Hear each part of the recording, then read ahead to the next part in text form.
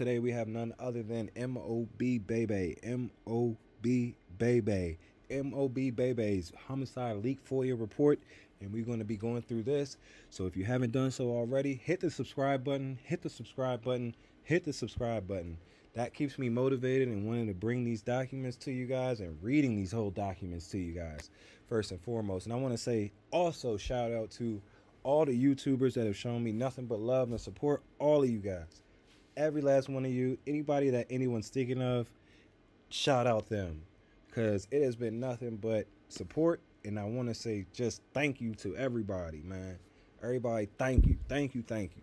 All right, and we're gonna go ahead and jump right into this, man. Like I said, if you haven't done so already, subscribe and let's get into it. All right, today the first document we have is just an inventory, file inventory. We're going to scroll down until we get into the homicide case folder. Here we have, for one victim, Jordan Liggins.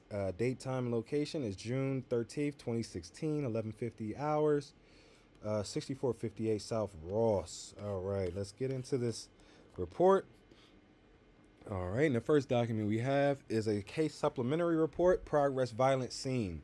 And the offense classification, reclassification, is a homicide and a first-degree murder. Code, of course, is a 0110, and the address of occurrence is listed, and we have a number of victims, 1, and number of offenders, 1. All right, we're going to jump right into this report. The date this report was submitted was on June 19th, 2017. All right, and this is a field investigation progress violent scene report. Jordan L. Liggins is the victim, male, black, 18, date of birth 1997 year. And the suspect is listed as unknown, male, black, years unknown. Victim injuries, gunshot wound, handgun, extent fatal, injured by offender. Chicago Fire Department provided first aid. Transported to, and it says June 13th, 2016, they transported the victim. Vehicle information is a automobile 2009 unknown hardtop 4-door. And the year range is 2009. The color, top, bottom, is gray and gray. Possessor is unknown. And license is redacted. Location of incident, 6550 South Ross Avenue, Chicago, Illinois. Code 259. Vehicle non-commercial. Date and time of incident, June 13th, 2016, 11:54 hours. Death information, Jordan Liggins. Date of death, June 13th, 2016. Method code, persons shot. CAU codes, DNA. Personnel assigned, and it lists the detective sign. We'll get down into the investigation here. The investigation, of course, is a homicide. The victim is listed as deceased. Wanted, unknown, male, black.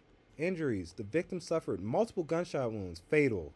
Gunshot wound number 1, enter left back of head, exit above right ear. Gunshot wound number 2, enter below left eye, exit behind left ear. Gunshot wound number 3, enter left ear, exit right side of mouth. Gunshot wound number 4, enter left outer bicep, exit right front neck. On June 14th, 2016, Dr. White performed an autopsy on the remains of Jordan Liggins and determined the cause and manner of death to be multiple gunshot wounds / homicide. Medical examiner is listed, pronounced by Dr. Weber at Stroger Hospital. Location of the crime, 655 South Ross. The victim was seated in the front seat driver's side of the listed vehicle. Weather, lighting, warm, 80 degrees and sunny. Manner and motive, homicide, unknown. Victim's vehicle, 2009 gray 4-door Land Rover SUV. License number, temporary registration, redacted. Registered owner, redacted.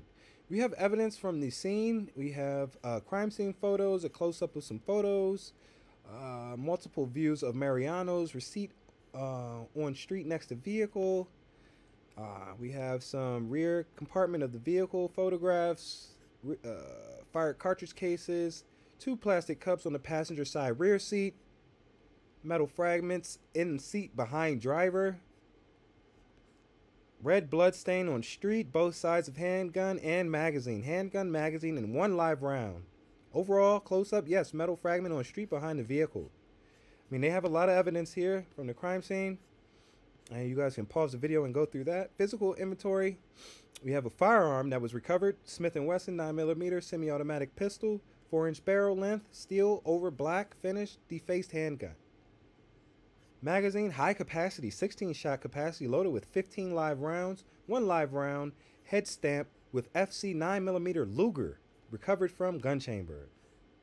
Then they have some swabs from, right, inventory, fingerprint lifts from driver's side door from just the vehicle.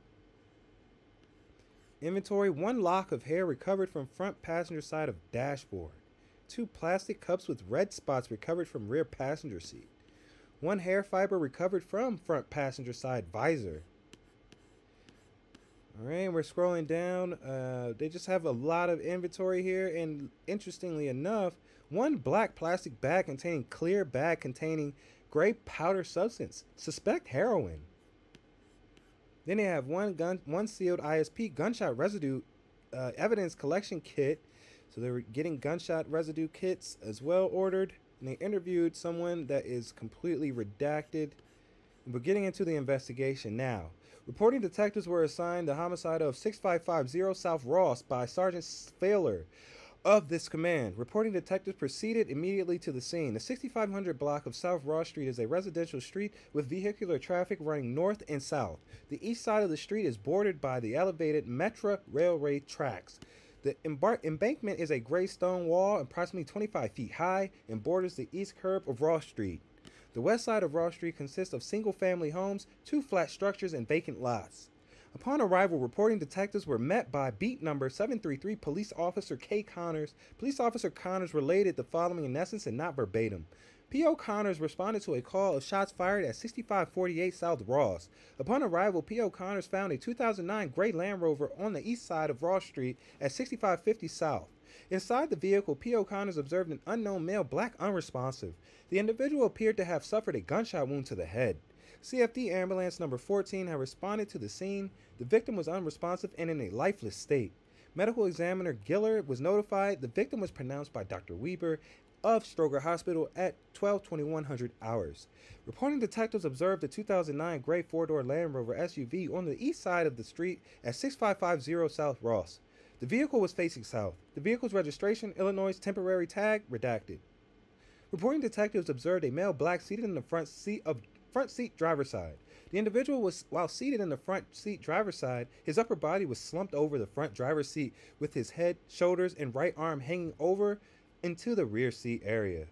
The victim's torso was over the center console with his left arm at his side. The victim's legs were on the floor under the steering wheel. It appeared the victim originally was seated in the driver's seat. During the confrontation, the victim may have been talking with someone in the rear seat or possibly attempting to seek cover or flee to the rear seat area. Due to the location of the wounds on the victim's body and the positioning of the victim's body, a large amount of blood had pooled to the center of the floor in the rear seat area. The blood had run to the passenger side of the vehicle. Once the rear door was open, the blood leaked from the vehicle to the pavement below. Reporting detectives observed 2 .40 caliber shell casings to the west of the vehicle. The first shell casing was below the passenger door under the vehicle. The second casing was approximately 5 feet to the west of the front passenger side tire. Reporting detectives opened the rear hatch of the vehicle and observed 3 .40 caliber casings. Reporting detectives observed bullet fragments on the pavement on the east side of the vehicle. Reporting detectives removed an Illinois ID card from the victim's pant pocket. The ID, redacted 207L, and the name, Jordan L. Liggins, identified on the card. Reporting detectives removed the victim from the vehicle. A spent round fell from the victim's clothing. The victim had a tattoo on the inside of his right arm, Devarion. Reporting detectives have tentatively identified the victim to be Jordan L. Liggins. Recovered from the center console was 1 black plastic bag containing a clear plastic bag containing a gray powder substance, suspect heroin. Recovered from the front seat driver's door pocket was a Smith & Wesson 9mm automatic pistol, 4-inch barrel, steel over black. The serial number was defaced. The pistol had 1 live round chambered and 15 live rounds in the magazine. Beat number 5814 and 5816 recovered the listed evidence, processed and photographed the scene. Reporting detectives interviewed Redacted related the following in essence and not verbatim. Redacted was cutting her front lawn when she observed a 4-door, mid-sized, light-colored vehicle, possibly white, parked on the west side of Ross. This vehicle was just north of her residence and facing southbound. The vehicle was on an angle with the front facing slightly to the southeast. Redacted assumed the vehicle was either stalled or broken down as to the way it was parked. Redacted ID, not see anyone near the vehicle. Redacted related, she then observed a white vehicle southbound on Ross. This vehicle was attempting to pull into the dirt driveway that is located at approximately Redacted. This driveway leads to the residence at Redacted. The vehicle could not make the turn because the stalled vehicle was partially blocking the driveway. The vehicle proceeded south and then returned traveling northbound. This vehicle was then able to turn into the driveway. Redacted related, she then was taking a break from cutting her lawn and was sitting on her front porch. Redacted related, a dark color SUV pulled up next to the vehicle she described earlier. The two vehicles were side by side. Redacted observed a male black with dreads walking near the light colored vehicle with a gas can. The male black began to pour gasoline into the light colored vehicle. Redacted related, the individual pouring the gas into the vehicle began yelling, "Redacted," believed he was arguing with someone inside the SUV. Redacted related, she could hear some back and forth conversation. Redacted related, she could not make out what the argument was about. The arguing began to get louder. Redacted related, at this time she feared for her safety and proceeded inside her home. Redacted related, while inside her home, she heard around 5 gunshots. Redacted looked out her window and observed a light-colored vehicle drive southbound down Ross. Redacted related, after approximately 10 minutes passed, she went back outside to her front porch. The dark-colored SUV was in the same spot as it was when Redacted went into her home. Redacted related, the police arrived shortly after she went out to the front porch. The interview was terminated. Reporting detectives followed the dirt driveway that leads to the rear of 6528 South Ross. Reporting detectives interviewed Redacted, relating the following in essence and not verbatim. Redacted lives at 6528 South Ross and was inside her home at approximately 11:45 a.m. At that time, Redacted heard 4 to 5 gunshots. Redacted related, Redacted lives at this residence and drives a white car. Redacted left shortly after the shots were fired. Redacted related, she would phone Redacted and ask her to return. Reporting detectives spoke with Redacted briefly. Redacted did not have time to be interviewed. Redacted related, she would be available the following day. Reporting detectives proceeded to the listed residence of Jordan Liggins. Reporting detectives met with Redacted. Related, she had been the state-appointed guardian of Jordan Liggins for approximately 3 years. Redacted was aware Redacted had been shot and killed. Redacted read about the homicide on Facebook.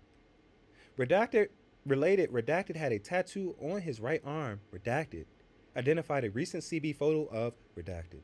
Reporting detectives informed Redacted of the identification process and the procedures of the Cook County Medical Examiner's Office. Reporting detectives provided Redacted with a business card. On June 14th, reporting detectives met with and interviewed Redacted, relating the following in essence and not verbatim. Redacted related, she was driving her 2005 four-door white Hyundai. Redacted at approximately 11:30 a.m. Redacted was southbound on Ross and attempted to pull into the driveway at 6550 South Ross. Redacted was unable to navigate the turn because the driveway was partially blocked by a light-colored vehicle, possibly gray. Redacted related, she proceeded southbound and made a U-turn at the end of the block. Redacted then drove northbound, turned into the driveway. Redacted related, there was no one in the vehicle and Redacted did not see anyone near the vehicle. Redacted proceeded to drive to her residence and went inside. Redacted, while inside her home, heard 4 to 5 gunshots. Liggins then returned to her vehicle with her cousin. Redacted was taking Redacted to the L station at 63rd and Dan Ryan. Redacted proceeded down the dirt driveway to Ross. Redacted exited the driveway onto Ross. Redacted observed a gray Land Rover parked on the street just north of the driveway. The vehicle that was previously blocking the driveway now was gone. Redacted looked into the Land Rover and observed a male black slumped over the front seat, with his upper body reaching into the back seat. Redacted continued on her way. The interview was terminated. Redacted vehicle information is listed in the format. It should be noted Redacted not related to the victim and has never met the victim, Jordan Liggins. On June 14th, reporting detectives interviewed Redacted relating the following in essence and not verbatim. Redacted was at home on June 13th at approximately 11:45. Redacted was in his mother's bedroom, which faces Ross Street. Redacted heard 4 gunshots and looked out the window. Redacted looked out the window and north down the street, the direction where he had heard the gunshots coming from. Redacted observed a car and a SUV side by side at approximately 6550 South. The car was white in color and the SUV was darker color.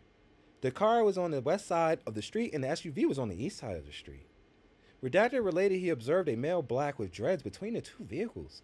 The individual then ran around the rear of the car and entered through the passenger side door. The vehicle then fled southbound on Ross and then west on 65th Street. Redacted phone, Redacted informed his mother what he had witnessed. Redacted then called police. The interview was terminated. Reporting detectives retrieved video footage from Chicago police pods and private video from area residences and businesses. Locations where video was recovered is listed in the format. All video footage that was recovered and is relevant to this investigation was transferred to an optical disc and inventoried. The video footage has been compiled and corroborates the witness statements. On June 30th, reporting detectives interviewed Redacted. The interview took place at Stroger Hospital, room 8312. Redacted was hospitalized on June 14th after he was the victim of an aggravated battery reported under RD number listed. Redacted related the following in essence and not verbatim. Redacted related he owns a 2009 gray four-door Land Rover SUV with a temporary registration tag. Redacted had given permission to Jordan Liggins to have his vehicle on June 13th. Redacted related he and Liggins were together on Sunday evening, June 12th, into the early hours of Monday, June 13th. Liggins dropped off Redacted at 21st in Michigan at 3 a.m. on June 13th. Redacted related this was the last time he saw Liggins alive. Redacted related he did not know who shot Liggins. Redacted terminated the interview and refused to answer any questions. Reporting detectives provided Redacted with a business card. This investigation remains in progress. In the next document we have appears to be a morgue autopsy report, and we'll rotate this to a angle where it is legible. And here we have the victim. Excuse me for low talking. Now we have the victim, Jordan Liggins. These morgue reports are always a little difficult, but we'll get through it. And as you can see, we'll start with the first entry wound, if we can find it. I guess this is number 1, which was the back of his head and exited the side of his head. Number 2 exited bottom right ear, and 3 seems 4 he also took some body shots. It seems majority of these shots were to his head. In the next document we have is an evidence submission form for Chicago Police Department, and they have recovered a firearm and a magazine. The detective's comments for this document we'll read in summary. Victim was discovered unresponsive with apparent gunshot wound to head and vehicle. Once confirmation of his identity was known, reporting detectives learned victim was identified as a possible offender in a homicide. A request was made by Detective L. King to ensure recovered weapon was examined for ridge impressions and entered into IBIS for possible correlations. This request is for recording purposes. CPD Firearm Lab has processed weapon and recovered list forwarded to CPD latent print section. All right. Then we have just a fingerprint exam document. And we'll scroll down. This is another fingerprint exam document. All right, and the items inventoried to a developmental process and examined. The exams resulted in a negative finding for the presence of ridge impressions. We'll scroll back up to see if there was any narrative for these other 2. I don't think so. Okay, yeah, sorry about that. We have another narrative for this one. The responding technician subjected the items inventoried under inventory number listed, Smith & Wesson handgun, 16 bullets, and magazine to a developmental process and examined the items for ridge impressions with noted results. Okay. Let's scroll down. Exam negative ridge impressions. I believe we're getting down to the end of the document. Yeah. Okay, yeah, that takes us down to the end of the document for MOB BAYBAY, man. It seems like, you know, they were processing this and potentially didn't have enough witnesses to close the case. Yeah, this was an interesting one. As we saw, he took a lot of gunshots, man, and obviously they were majority to the head, man. This was a very vicious crime, homicide, and I would be remiss, man. It's a little difficult reading this, but rest in peace to MOB BAYBAY, man. If you haven't done so already, please like the video, subscribe, because I will be dropping more and we will continue this. Thank you so much for everyone that has already subscribed. I'm going to keep this content coming, guys. Thank you so much. Peace.